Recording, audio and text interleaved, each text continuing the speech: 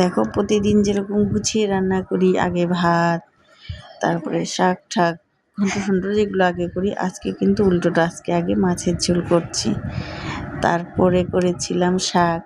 এই যে পাট শাক রান্না করছি, শাকে রসুন দিয়ে দিয়েছি। তোমরা কে কে রসুন দিয়ে ভালোবাসো শাক? আমি তো খুব ভালোবাসি, খুব ভালো লাগে আমার। তো আজকে বেশি কিছু করিনি। তারপরে হচ্ছে রাত্রে রুটি সবজির জন্য সয়াবিন দিয়ে, দেশি লাউ, আলু দিয়ে, পেঁয়াজ দিয়ে সবজি করে রেখেছি। সেটাই সয়াবিনটা ভাজছিলাম হলুদ নুন দিয়ে। দেখো একটু ভেজে নামিয়ে তারপরে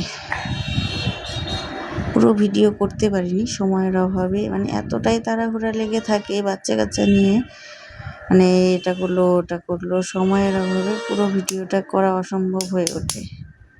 আর ওই পাশে ভাত বসিয়ে দিয়েছিলাম। আর একটা জিনিস দেখাচ্ছি, দেখো এটা কিন্তু আমার শ্বশুরমশাই শিলনোড়ায় ধার কাটাচ্ছে। শ্বশুরমশাই করে দেয়, শ্বশুরমশাই সব করে দেয়। কথা বলতে বলতে আমার রান্না হয়ে গেল, মুরগির তরকারি হয়ে গেছে। এখন লাস্ট করছি চাটনি। প্রতিদিন কিন্তু চাটনিটা আগে করি, আর আজকে চাটনি সবার লাস্ট। কেমন হয়েছে জানিও।